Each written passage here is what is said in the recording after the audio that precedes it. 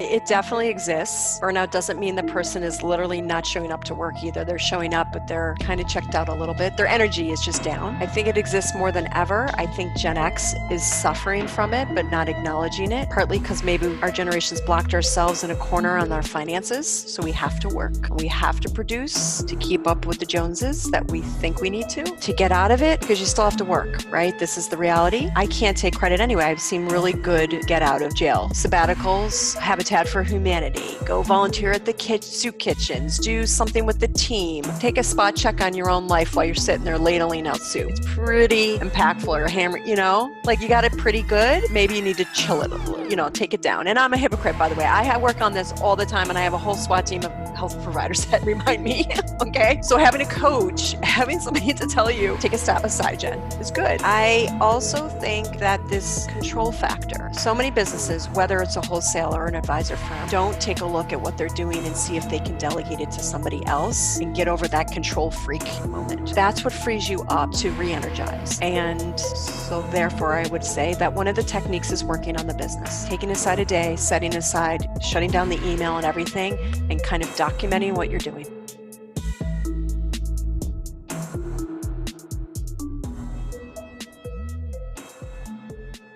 Good evening, ladies and gentlemen, and welcome to the Awesome Wholesaler Experience podcast, where we look into the many facets of the job, the career, and the lifestyle of investment and insurance product wholesaling. I'm your host, the creator of the Awesome Wholesaler Experience, and yours truly, Awesome Mike. Hey, everyone, welcome back to the show. I got to say, I've done it again. Another just incredibly interesting and entertaining and informative and educational guest for you today. Let me tell you about her a little bit. Mrs. Jennifer Goldman, and I don't know if she puts CFP behind everything, but she is one, and that's a hard designation to get, so we're going to give her respect. Jen Goldman is a CFP, but more than that, she is a business transformation consultant. She has 20-plus years. That must be a typo, Jennifer, because I think you're like 23 years old, right?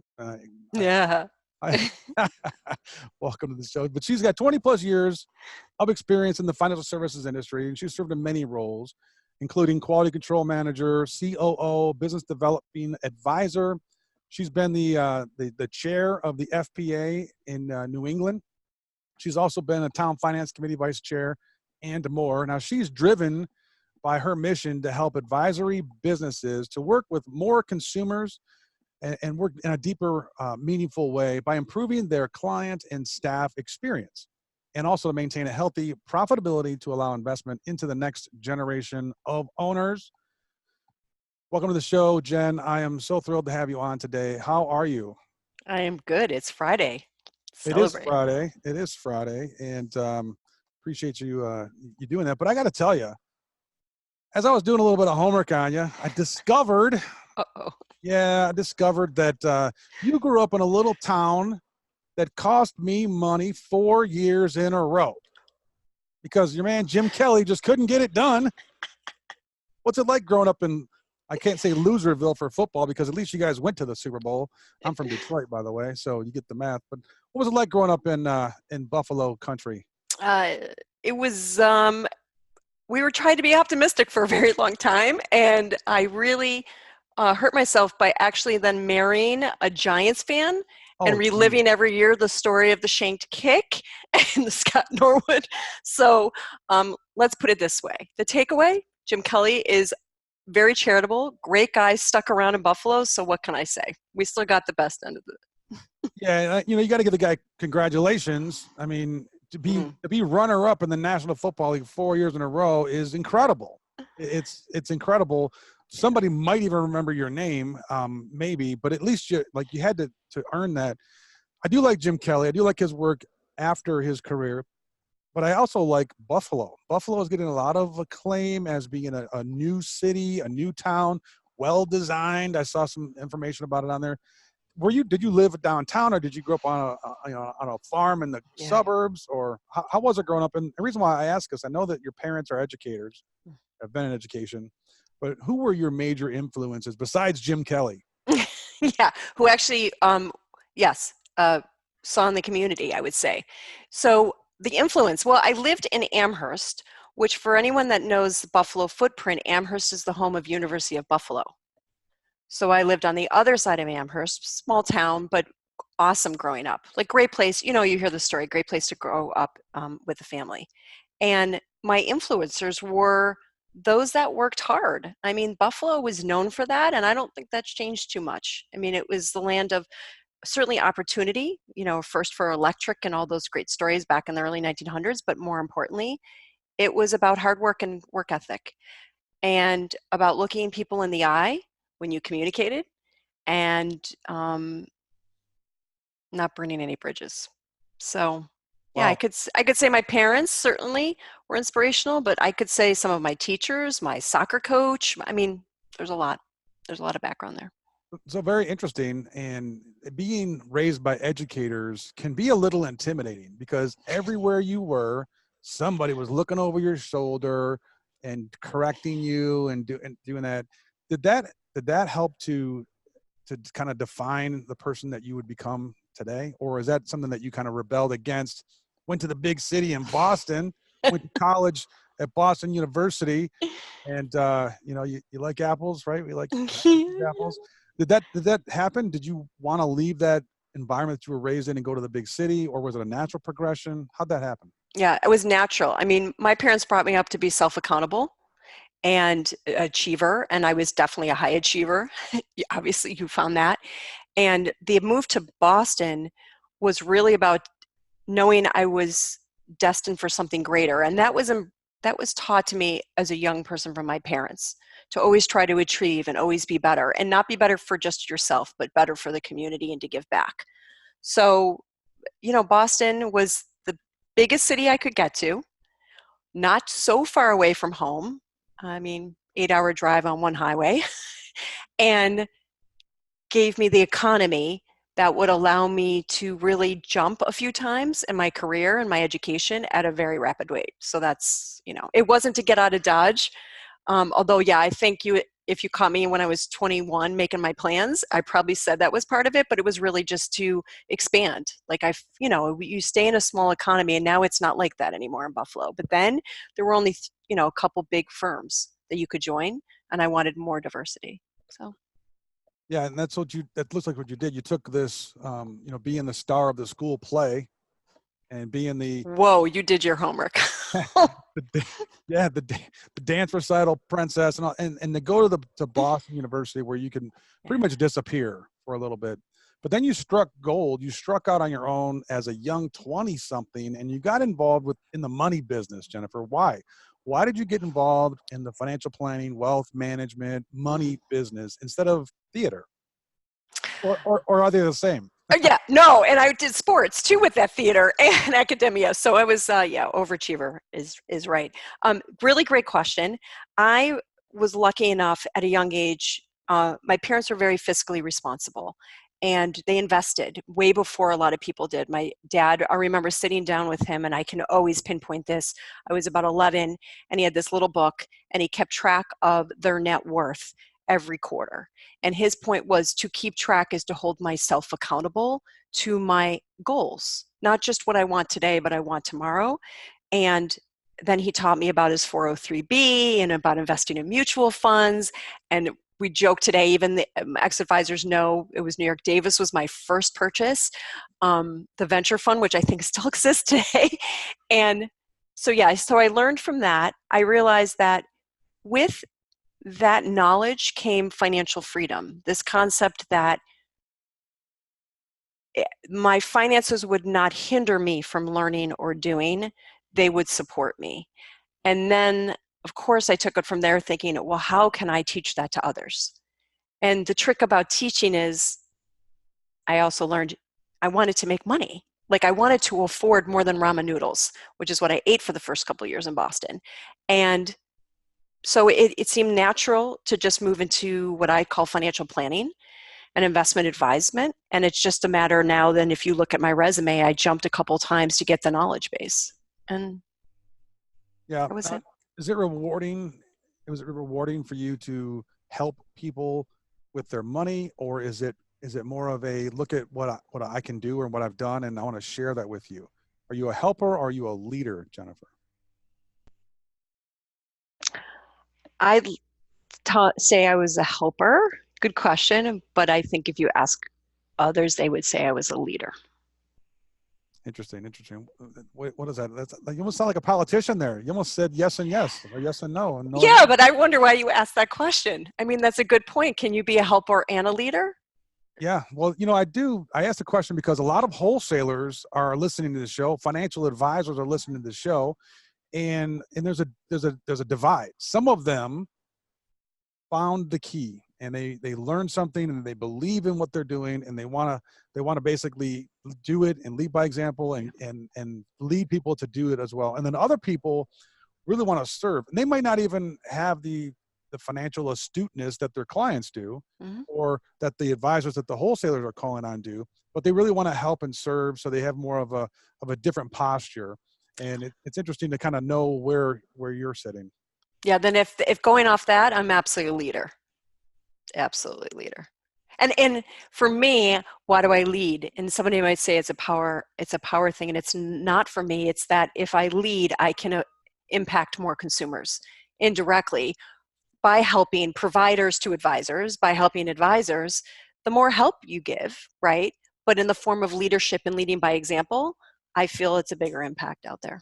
But Yeah, and I if I had to guess, and now even knowing this, I would agree with you because of your history of your taking the microphone, of your being up in front on stage, as opposed to supporting and being a nurturer.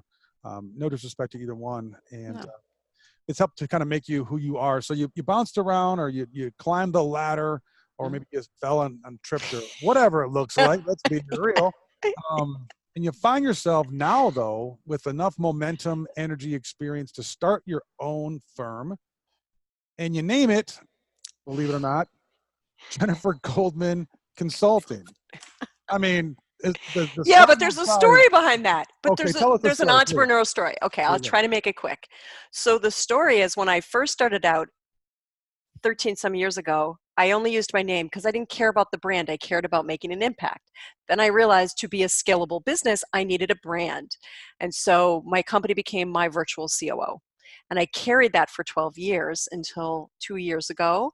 And then I disbanded the team, went back and forward to a mantra of holistic helping the businesses, the advisor firms, and again, did not want to spend time finding a new brand. I was like, I'm done.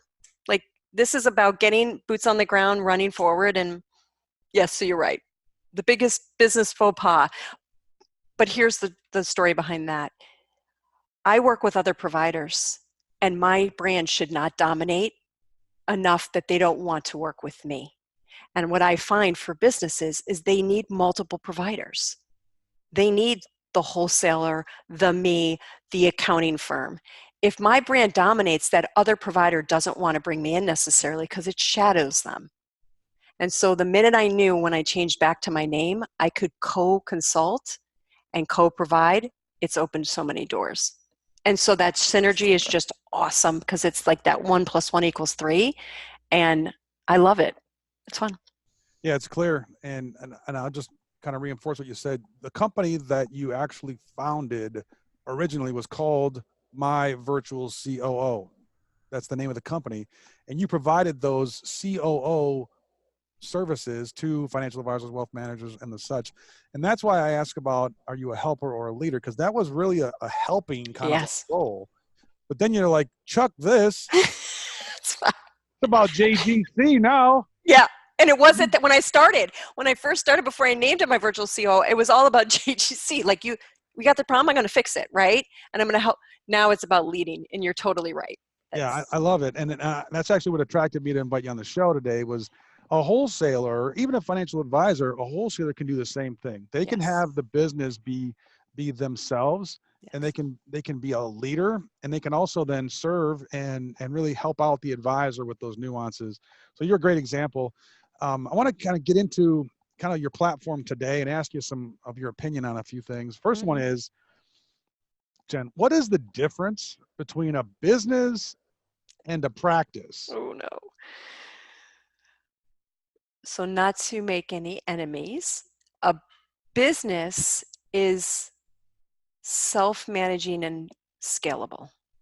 It lives beyond the current owners. A practice, which there's nothing wrong with it. Some might call it lifestyle. I'm good with all of it, but that is not really scalable and can live. It can live for that one generation. Yeah, and we're going to talk about streamlining and integration and all these different business things.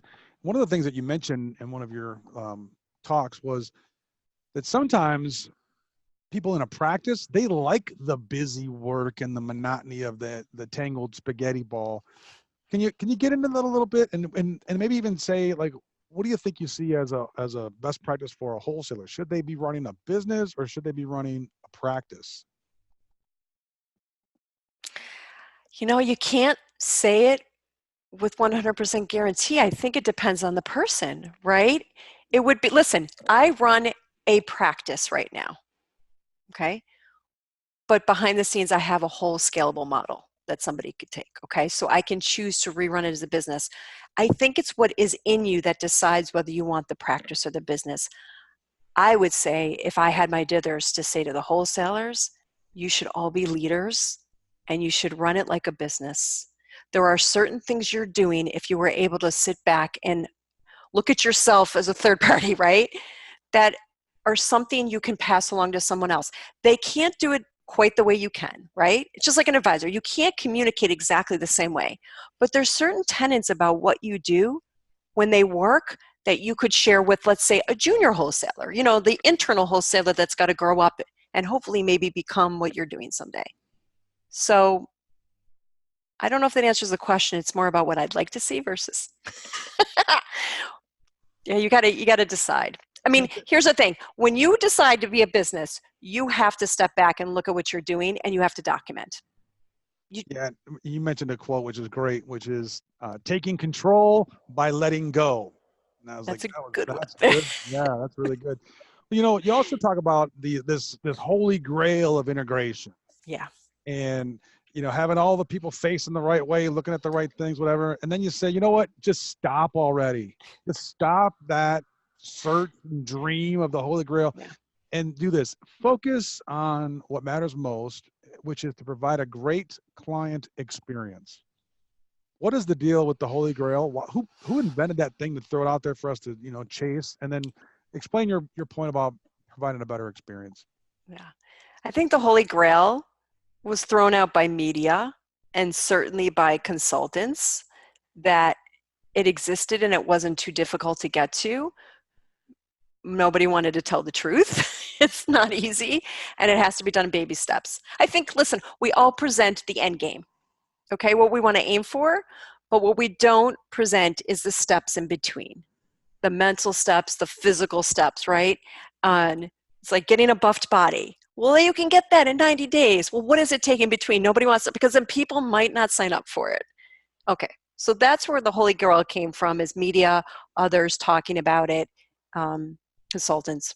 Explain to us a little bit, maybe how it looks like, from a standpoint of a consumer or a financial advisor or a wholesaler. Yeah. Those three. Well, you said it. I'm going to repeat your words. I mean, you have the right people doing the right things, right responsibilities, using systems that are not dragging them down into the weeds, but allowing them to rise and learn and not, like the admin work that could be eliminated or automated.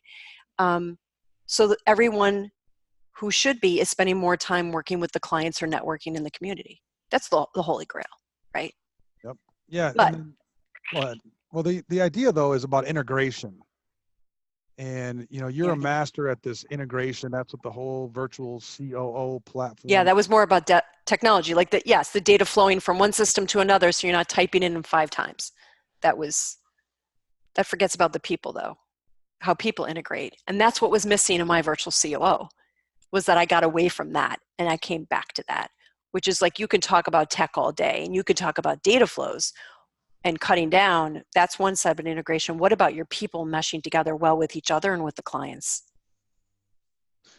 Yeah, at the end of the day, it doesn't matter how many bells and whistles you have, if you can't look the right person in the eye and understand how to help them or what they need to be successful. Yeah. And that's the client experience. Exactly. And even from a home office standpoint. Yes. What does the experience look like for a financial advisor and their client to work with the company that I represent as a wholesaler? Yeah. The word awesome is the acronym that I use for my 7 pillars of the awesome wholesaler experience. And the last E stands for the experience. What is it like to work with you? What is it like to be in your practice or in your business? I don't know how you can use a technology to really substitute for that connection. Can't. It's only there to support it and allow you to have more connections. That's okay. So integration is much more about scalability than it is about quality necessarily. yeah, and it's about freeing up time. The minute you do some type of tech that drags you down more into the weeds and away from connecting, that's not a good move. Yeah. Now, is it possible that it's one step back, 2 steps forward type technology? Always. For instance, But not over a long period of time. Yeah. Yeah, and that's where I can see the difference between being a business and a practice really comes into play. Yeah, or the shiny object. We joke about, I've written my, right, We're but gonna get to the SOS. Yeah, the SOS. It's coming up. It's coming up. But let me just kind of wrap the button or tie the bow around this integration and systems. How do you manage that? How do you manage it as a wholesaler, as a financial advisor, not being, subjected to the next great thing? There was a time where you literally didn't have a computer. I bought my first computer when I was a financial advisor back in the day. I bought the computer instead of leasing it. You could either buy it or lease it. I bought it, and you know what my reasoning was? My reasoning was, well, if in 2 years it's not relevant anymore, I'll knock the top off it and turn it into a plant potter, plant. That's what you can do. At least you own it. At least you have some. That's how long ago computers. Yeah. It's not very long ago that they were actually introduced into our business. So now, what do you think about this? And we can move on. How much of this integration and technology, Jennifer? How much of it is really just avoidance behavior? A lot of it. Although I don't see it as much anymore because I do different work. But here's how I try to squash it. I always said, okay, you like that piece of technology. What would it do for you? What do you think it's going to do for you? And how does it fit into what you do? So I made, it's called design thinking with Stanford. So I can't claim to know this. And think about the process that you would use the technology in, how it should make it better, meaning free up time, right? And energy time, physical time. And then test it to prove that it will. And more often than not, when you think that way about how it fits into the process, maybe it's, let me give you an example, onboarding a new advisor. You're a wholesaler. You're onboarding a new advisor to working with you. Or if you're an advisor, you're onboarding a new client to work with you, right? That's the process. How's it fit? Test it, prove that it's true, that it will do it, or shut it down. And I hate to say this, firms don't like it. The trials of 14 to 25 days, they're awesome because you've got this short window when it's free to test it and get it done. And that usually squashes it. Yeah, that's a great tip. In fact, I think that's probably not smart from the tech provider to have that trial on there because a lot of them prove that they're not worth it. But they don't want that client, right? I mean, what's the cost of offboarding a client on tech? I mean, nobody thinks about it, but it does cost. So that's very interesting. There's different ways to approach the business, not only as a financial planner. In fact, one of the things I saw was your spectrum of solutions for breakaway advisors. And this was a best fit analysis. It was a BNY Mellon put it out there, but essentially there's the heavy business card financial advisor and or wholesaler that shows up as a soldier for this company. And they're not looking for their own brand. They're not looking to create systems. They're looking to be, almost an employee of the company, all the way over to a cowboy, maybe raised in Buffalo. That's like, no, I got this. I don't need your help. Tell me with this, whatever. I am the brand, and this is how we're going to run it, and this is how I'm going to provide value and leadership. Do you see that shifting at all? Is there a majority of a sea change for financial advisors? And then, really important, do you see it for wholesalers? I see it. I'll go with the wholesalers first if I could. I see it more with the wholesalers. I see more of them creating their own brand within the organization they're in and their own differentiators, which I think is very entrepreneurial. I have to be honest, I'm so impressed by that because they're still in a large institution. And somebody who shows signs of entrepreneurism usually wants to break out on their own. So to do that within that institution is phenomenal, and I see that more and more. And I got to be honest. An example. Can you give us, this sounds like it's a great big old fat tip you're going to give us here. What do you got? Okay, so I'll give you an example, and I'm going to leave her name out. Okay. So this person, Kay, not her name, has working with, 350, 400 advisors. And she has a following that is and she has a following outside of the institution that she works for, which is one of the big names. And it's phenomenal. Why? She spends the time networking and connecting and really connecting, right? And when she connects, she's leading. And these people, these advisor firms are following her. So it gets to the point where she'll say, I think you should do X, and they do it. And they succeed and their business grows. And then she says why. And I see that more and more with others besides Kay and leading the point. And it's not about, she's not leading with technology. I'm going to be honest with you. She's leading with the things that you picked up on, when we first started talking, but this concept of how do you approach the business? How do you deal with a staff person that's just not working out? How do you deal with grappling between paper shuffling and getting out and developing business again when you haven't done it for a while? It's really hard. And as a wholesaler, that's hard too. There's sometimes you just fry out and you need a break. So she's dealing with what I would call the emotional and the soft issues, and it's phenomenal. And so, again, it's not about tech. It's about leading. What you didn't say it's about is performance. And a lot of those big, heavy business cards have so much momentum because of their performance and what have you. No, you say that service actually trumps performance. It does. And that people don't want performance without the service. Are you sure? I mean, if you have a company that you represent that their product is, let's call it mediocre, can I make up the difference to win the business from a product that really is awesome? Or do I get a friend as the advisor that says, hey, I'd love to throw you some business. I'll give you some scraps, but XYZ fund is just killing it. And I owe it to my clients to put them over there. That's a dichotomy. How does that work? That's a really good question. I think if the performance is really not good compared to other competitors, you're out of luck. Unfortunately, at the end, the advisor would be remiss not to pick a good performer. But let me give you an example. DFA funds versus Vanguard funds versus T Rowe versus okay? Let me just give you the myth, right? And really, is performance that much different? The difference is the wholesaler. Yeah, I equate it. I have this little presentation I do. It's like a slot machine has 3 tumblers on it. Yes. And you want to go for a 777. So on a scale of 0 to 10 of them liking you, liking your company, and liking your product, you have to be at least a 7. And if they don't have to love you, they don't have to love me. Nope. And maybe they like hair. I don't know. Or they like whatever, but they have to at least view me as a 7. Yeah. That's tumbler 1. Tumbler 2 is the company. They have to like the company.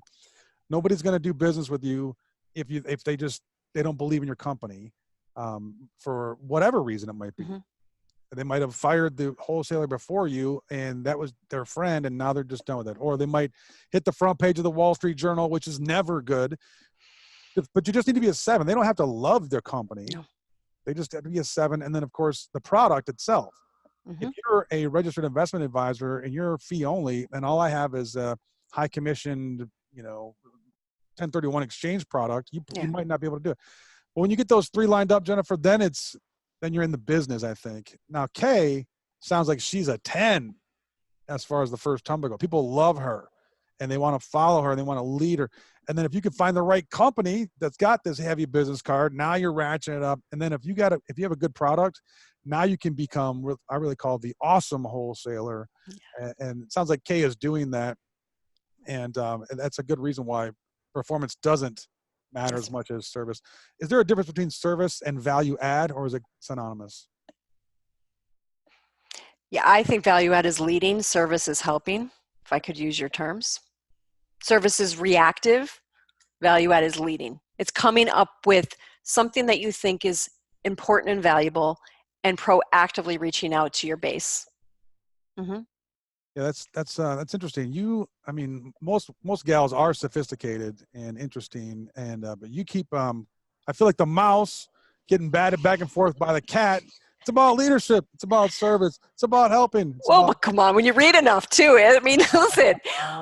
But listen, the only reason I'm a believer in it is because I've gone on both ends. You called me out on it, right? At one point I was leading, then I service, then I lead again. I'm telling you it works. It's the leading part. And it's scary. There's no question I've made more mistakes leading than I have servicing. That's a given. Yeah, it truly is. And we're going to talk about vulnerability in a moment. But I want to talk about a key issue that's very relevant today, and it's workplace burnout. And you want to share with our guests here your take on preventing workplace burnout and using what you called a proactive approach. And I can set the stage. I mean, there's like the World Health Organization said it's actually a condition now, which either means that they're running out of things to talk about, or it's a real thing. So, what's your opinion about workplace burnout, and what's the approach you like to use to prevent it? It definitely exists.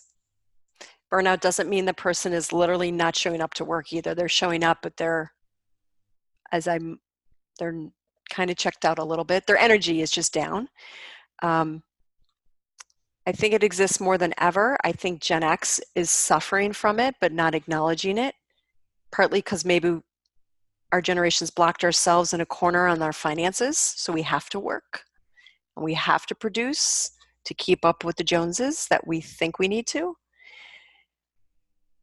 get out of it, because you still have to work, right? This is the reality. I can't take credit anyway. I've seen really good get out of jail sabbaticals, Habitat for Humanity, go volunteer at the soup kitchens, do something with the team, take a spot check on your own life while you're sitting there ladling out soup. It's pretty impactful. Or hammer, like you got it pretty good. Maybe you need to chill it, take it down. And I'm a hypocrite, by the way. I work on this all the time, and I have a whole SWAT team of health providers that remind me, okay? So having a coach, having somebody to tell you that take a step aside, Jen, is good. I also think that this control factor, for so many businesses, whether it's a wholesaler or an advisor firm, don't take a look at what they're doing and see if they can delegate it to somebody else and get over that control freak moment. But that's what frees you up to re-energize. And so therefore, I would say that one of the techniques is working on the business.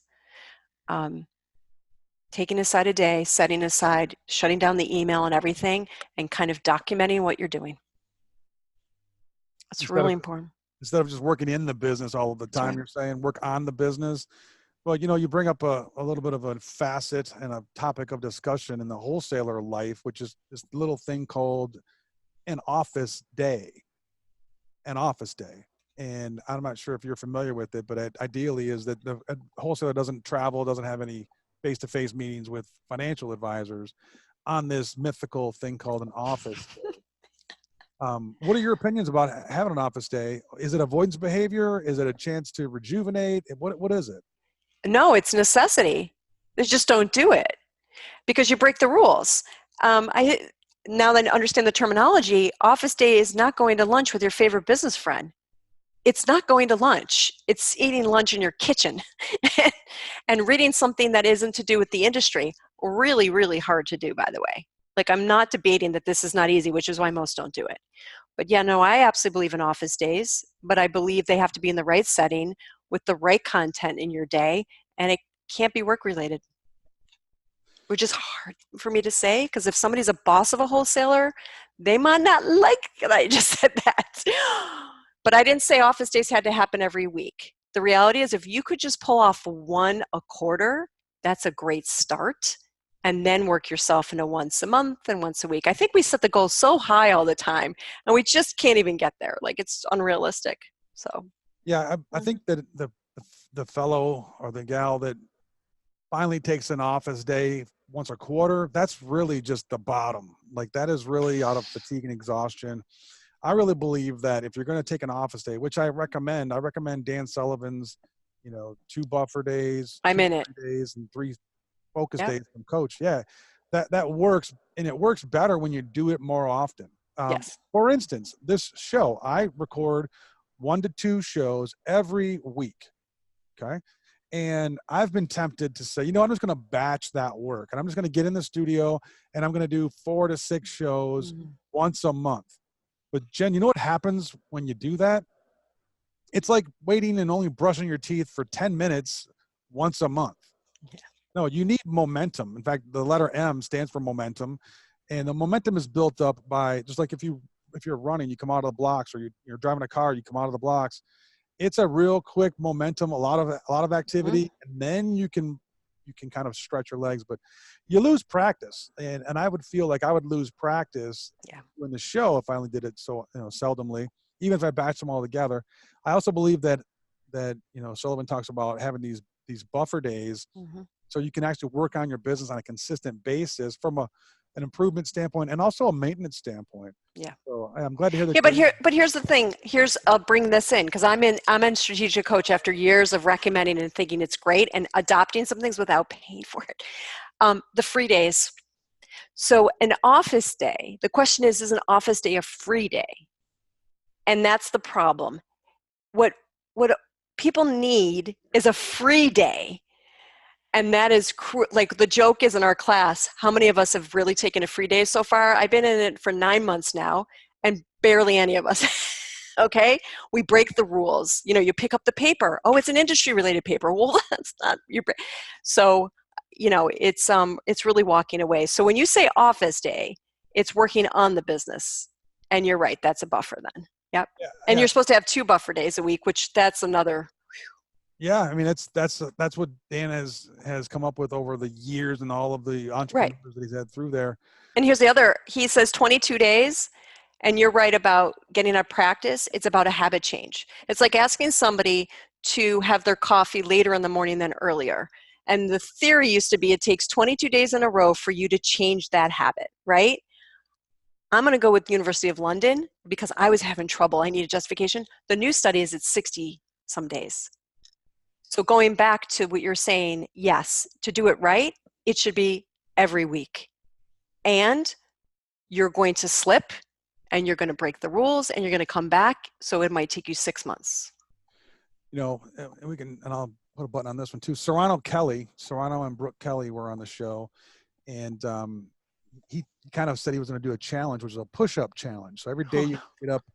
Listen to this. Every day, it's a Road Warrior Challenge. It's actually launching in September, but you have to get up and do 100 push-ups within the first 10 minutes of being awake. And 100? Yeah, it's 100. And it's not, you can do like 10 sets of 10, whatever. No, I was thinking 1, but go ahead. Yeah. Well, I'm a military guy and a martial arts guy, and I've always kind of, thought I was in good shape and whatnot. And in the last year, I kind of let it slide. But for some reason, he motivated me. So I'm like, you know what? I'm going to do it. So I need to get there. I'm not doing 100 push-ups. I dropped down and started doing push-ups, and it was like somebody let loose tear gas in the room because I was shaking and I'm like, holy cow. But I started. And then the next day I did another set, and the next day I did another set, and I did a set this morning. And here's the beautiful thing, and I'm not trying to sell my 8-minute abs routine or whatever that is, but I just do 1 set at a minimum. Some days I'll feel froggy and I'll do 2 or 3 sets, but I get down and I do at least 25, right? And normally I'm in the 25 to 45 in a row range. And then I do squats, however many, and just air squats, not even with weights or anything like that, just air squats, body weight squats. And I do the same number. And I'll tell you, I can see a difference. Not only do I feel better, but I look better. And it's about that momentum. So if you're going to take an office day, you don't go to the shopping mall. You don't take your office day and take your wife's car to the Volkswagen dealership or to get the oil changes or make it a date lunch. No, you're actually, like you said, Jen, you're working on the business in the office day. And that's what really helps to set you apart. Let's kind of shift gears a little bit. You know, stress was a big reason, and in fact, mismanaged stress that causes this burnout that we see. And one of the techniques that you said was to find, use, and focus on your abilities and on your natural abilities. We know that there's two types of abilities. There's natural versus adaptive or adapted behaviors, excuse me. And these natural behaviors they're your default pattern. The adapted ones are the ones that you have to perform in order to fit into your current work environment. What should wholesalers be focusing on as their, natural versus their adapted focused behaviors? Well, I think you got to know the difference. What are your natural versus your adaptive? And I would always focus on my natural and making them work for me, because the adaptive is the energy sappers.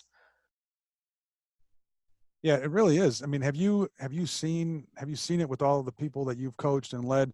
Have you seen any example of like the red flag going up that we can kind of use in our own lives?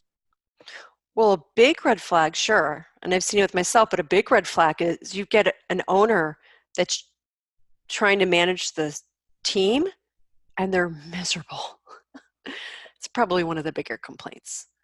I don't want to be managing my people, right? So they're adapting to being a manager when maybe they should just be a mentor and let somebody else do the performance reviews. So that's one big one. That's one of the biggest. Another is, and nobody will ever say this, you are tired of developing business because it was never natural. It was adaptive for you to develop business the way you're doing it. So that's a huge energy sapper for anyone who's running a business, whether you're a wholesaler or, an advisor. Once you realize that, it shakes your core because it changes everything. So that's when I say, again, focus on natural. What comes natural? There are different ways to develop business and relationships. You just haven't seen them. You've picked one maybe because that's how you were taught, or that's what you saw one person do. So go and search for another way that uses your natural abilities and still lets you accomplish what you want. Jen, you're a professional in the business, but what's a quick, easy way for maybe a wholesaler to look in the mirror, quickly identify these, adapted behaviors? And then here's the golden question, or maybe the golden answer. What if your boss doesn't agree with you? What if your boss says, no, you can't have a scheduler, or no, expense reports, I need you to do them and fill out this spreadsheet to the nth degree because that's what I like as your manager, and et cetera. Mm-hmm. How do you figure out what your strengths are, what your adaptive behaviors are, and what's a graceful way to maybe consider, addressing that with the difficult boss? Yeah, with the boss. First is, the quickest is just do a DISC. A DISC guy will tell you natural versus adaptive. You certainly can do a Myers-Briggs. There's another one out there I can't name. It's not Colby. It's not Pink. Or maybe it is. Maybe it's Dan Pink's assessment. So you do a couple of those. Quick and easy, get results right away. What do you do with the situation? Well, the Kay I spoke about, her boss doesn't agree at all with what she's doing. Not at all. Thinks it won't lead to anything. And I'll tell you, she's taken a risk. Insane, but I believe it will. And it is. It is. But it takes time to prove. I think sense of conviction about what you're doing. You just have to have it. And I've said this before. If you can't have it alone, get a coach who will be your spot check, be your soundboard, be somebody there for you. It's worth its weight in gold. I agree with you. And when I help wholesalers, I ask them this question. I say, when you're doing a task, notice if you get energy from it, right. Or you have to give energy to it. And if you're giving energy, you're going to run out, just like the Mario Brothers or the video game where the energy meter went down, whatever it was. Street Fighter 2, one of my favorite games. But anyways, but if you get energy from it, that's what you should focus on. And then I tell them, if you're getting pushback from your manager, there's many reasons why you might be getting that pushback. But your enthusiasm, your conviction in what you're doing should outweigh any administrative ridicule, and that will lead you to have that embraced. So Kay's results do matter. However, before the results can happen, her conviction, her belief, and then frankly, her ability to persuade is primal in actually having that. Do you know what your Colby was? Do you remember what your Colby test was? Colby egg? I have it written down. I could look it up, but no. I know my quick start, though. What is your quick start? What is your quick start? I think I'm at an 8. I'm not going to one-up you. I'm going to two-up you. You're not at a 9. I'm a 10. I'm a freak. I'm like, ooh, you're right. Okay. Yeah, I've already had 3 ideas that I've forgotten about in this call. So yeah, it's a problem. It could be a problem. Well, it really leads me to this next topic, which is the shiny object syndrome. I mean, that's how I roll. Everything's shiny object stuff. Yeah. And, I'll forget where I'm going somewhere because I saw something and, next thing. So it's important for me as a wholesaler, as a man, as a coach, as a broadcaster to have self-imposed discipline, to have these meters to help me kind of balance and manage those shiny object syndromes. But you did something differently, Jen. You didn't just talk about shiny object syndrome, which everybody knows what that is. You said, maybe it's a cry for help. That's right. What? Yep. It's true. I think when people are searching for the shiny object, they're searching for the holy grail. They're searching for the dream, right? And what that's really saying is, I need this because it will do X or Y. And that X or Y is the pain. It's the energy sucking experience, right? That's all it is. I felt, I don't know if you challenged my manhood or what with this cry for help. But I call it a man cry. You mean when men on my calls, my owners mostly are men, are in the corner crying. They're not physically crying and they're not standing in a corner. But mentally, they are like probably between 5 and 7 years old in the corner going, oh my God. Wow. It's okay. It's okay. Then you lead them out of the corner. Are you? Yeah, that was my next question. Are you the tiger mom that helps them by hovering over them and over the shoulder as an educator? No. Or do you grab them and you say, hey, you can do this, wipe your tears off, and here's something to go try and go do it? That's right. You can do this. I'm going to show you how. I might lead at certain points, but then you're going to lead. You're going to be, and I'm going to give you the tools, and you're going to see it, and you're going to see it soon, so that you trust it.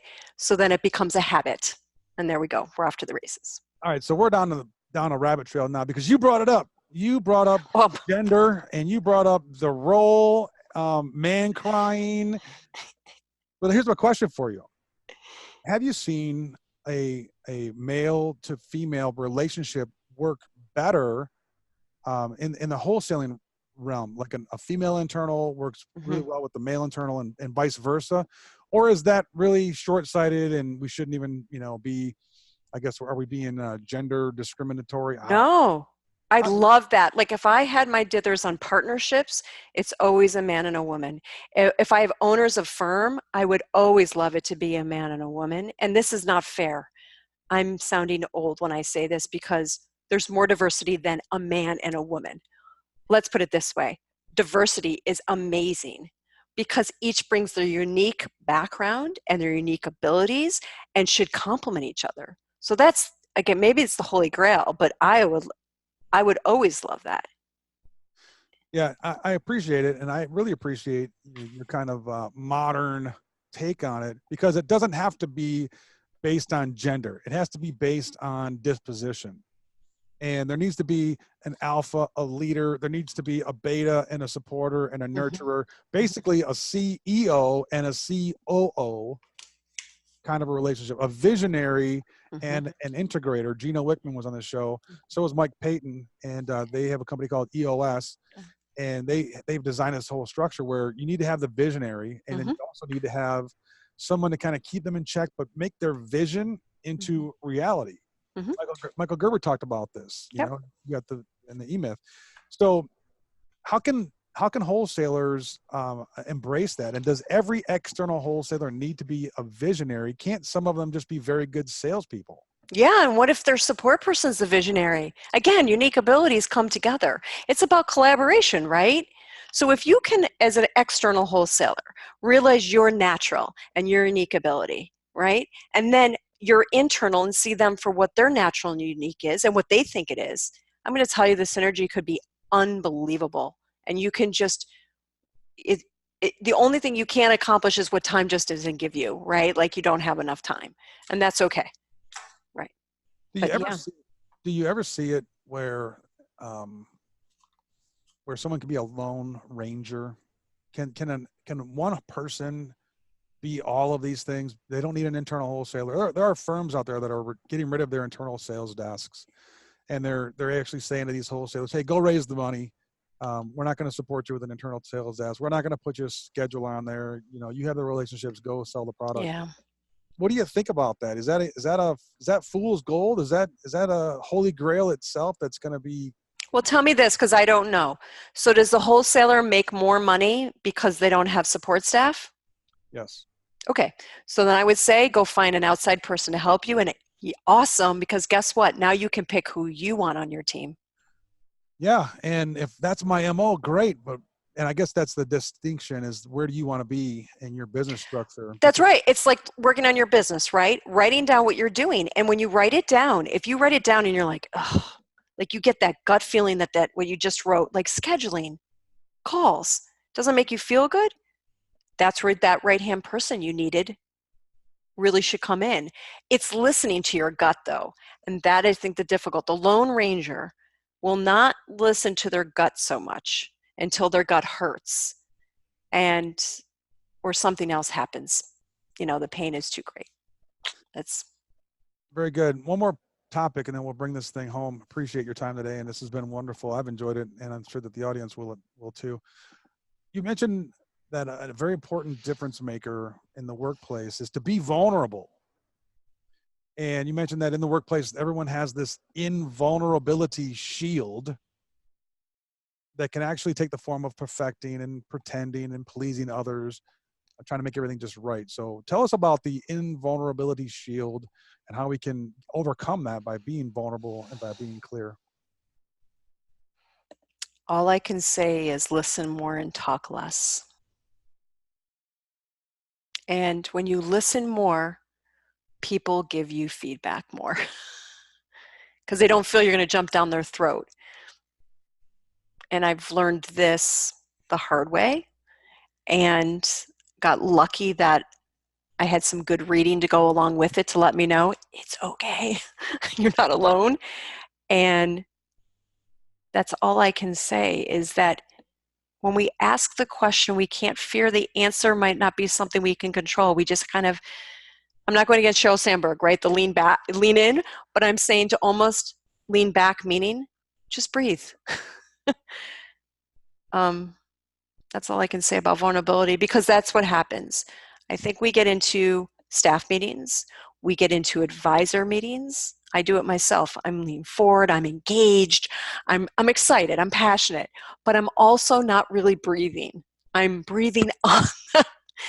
And then you don't hear the problems that you might be able to fix. And you also don't hear the feedback of how much they might value that moment where you're just listening. That's very interesting. I was looking at it from a little different perspective of, being vulnerable is kind of admitting your shortfalls and admitting some of the weaknesses and things that you don't have, so that you're, like you're not just perfect and polished. Yeah. And that's something that I've struggled with personally. You want to put on the best image. I've always been taught that you don't want to lead with your dirty laundry. You want to put your best images forward. Yeah.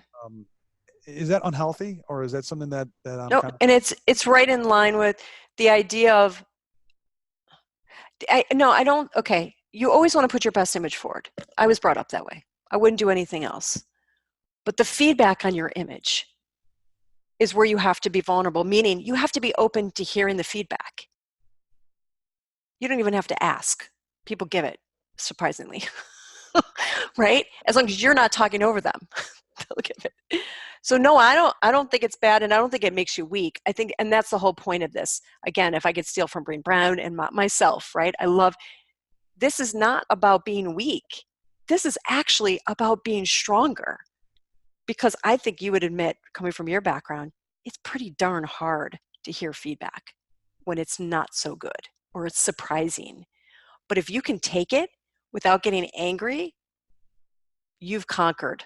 I mean, I think that's where we get our energy back. And yeah, no, I don't think there's anything wrong with wanting to put your best foot forward. It's just taking a breath and listening to the feedback back. Yeah, and that actually does show strength to me. And you mentioned I think it's Brene is how you say it, right? Yeah, I think so. I always say Breen. Isn't that terrible? Yeah, okay. Breen, don't be upset. But basically, Yeah. being clear is actually being kind, Yes. as opposed to being like a wet fish and flopping around with your subject matter all the time.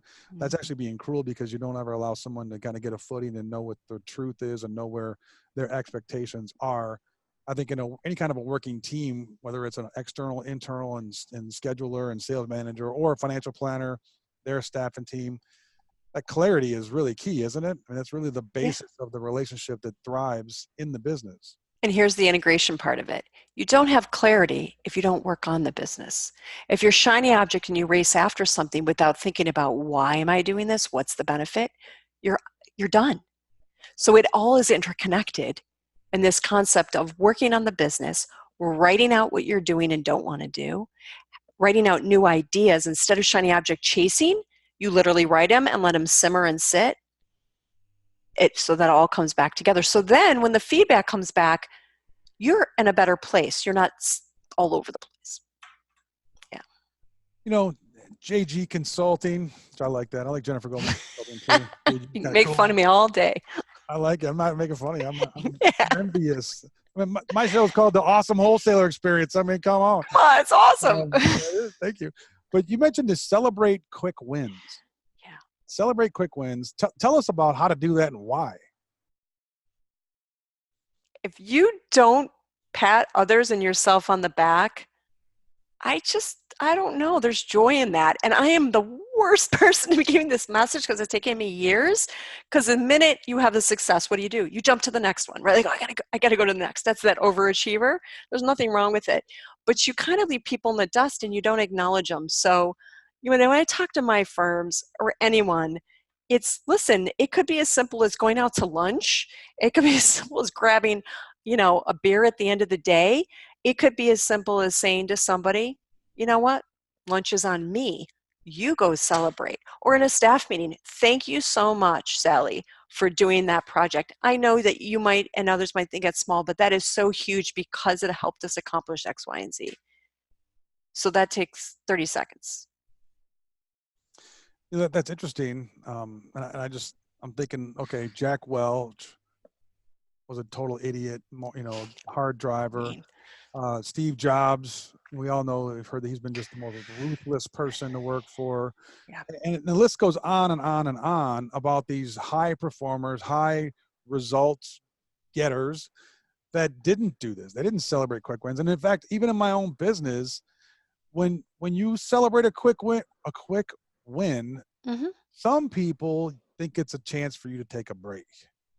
And you've hit that accomplishment. I've accomplished something. Yeah. When you know what, you really haven't. You really, like, it's not the goal. And then I thought about it. Let's think about, we're gonna have a multi-million-dollar horse, and we're gonna put it in a race. What does the jockey have, Jen? The jockey has a stick. The jockey doesn't have a handful of carrots. Mm-hmm. That's how we grew up, though. Somebody said this to me. Oh, it was probably a strategic coach, so I'll give him credit, about the idea that when we grew up going to school, we were penalized if we didn't get 100%. Nobody ever congratulated us for getting a C+ or a B because we worked our tail off not to get the D.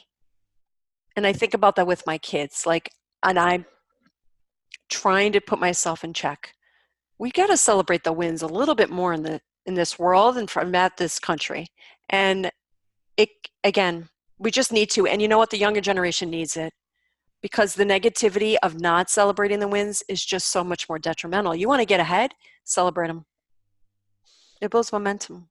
Yeah, and appreciate the work you're doing there at JG Consulting, and I'm sure that you're continuing to evolve this topic. You know, there's a huge debate politically about being appropriate and having honor and being clear and nice to people, or not hearing feedback and just doing what you want to do. And Twitter's a one-way tool. Yep. And so it's interesting as the debate roars on. Hey, I want to take a second here and kind of go into my 2 signature questions as we wrap up, Jen. You ready for these? Now, I ask all of the guests these questions, by the way. There is no wrong answer, but some answers are better than others. No pressure. Here we go. Question number 1. If you could pick up the phone, and on the other end of the phone is 22-year-old Jenny Goldman. In fact, it was Jenny Buffano. Yeah, I was going to try to butcher that one. But Jenny B's on the phone. Yeah. You have 3 minutes to talk with her. What advice do you give to your younger self, Jen? Stop worrying so much about money and follow your passion. Really? Yep. Awesome. Stop worrying about money and follow your passion. Question number 2.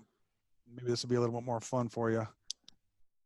If I could grant you any legitimate superpower, which one would you choose and what in the world would you do with it? Superpower. Oh, no wonder you didn't prep me. Superpower. No more.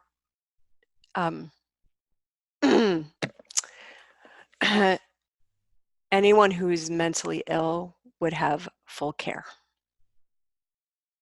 No cost. That would be my wish. So not to heal them, but just to provide for them. Just provide for them, to care for them. Yep. No questions asked. That's the nurturer in you. That's not the leader in you. And it's not. It's okay. I have a 17-year-old who has very severe autism and epilepsy now. And it is a interesting thing to, and I'm fortunate that I'm able to take care of him. And for those that aren't, it's a heavy burden. So it's very honorable superpower for you. You're unique. That you might have actually hit, you might be in the rare air now. I've gotten a lot of, I wanted the ability to read people's minds, and Oh, really? Yeah. I don't want to read other, but my mind is enough for me to handle. Thank you. I am reading others' minds, but not. Yeah. And I'm like, are you sure about? And then they're all like, well, yeah, maybe just be able to filter it a little. Exactly. Yeah. So I appreciate that. And in fact, just to close out, I want to say thanks to you. You're an inspiration not only to members of your own community, but to our community as an investment professional that's now branching out as an entrepreneur and being able to provide both leadership and service to others. So thanks for being on the show today. I really appreciate you for doing that. And I'm sure I can speak for them when I say that we all appreciate you and your work and wish you great fortune and success, both now and in the future at JG Consulting and its next iteration or two. Jen, as we say on the Awesome Wholesaler Experience podcast, it's about the journey, and we wish you well on yours. I look forward to seeing you again soon. And a huge thank you to everyone that's out there and tuned in today. And if you haven't done so already, go ahead and hit that subscribe button so you never miss another episode. Definitely appreciate you tuning in today. Appreciate you supporting the show. And most of all, appreciate you being awesome. Thanks, everybody. Good night.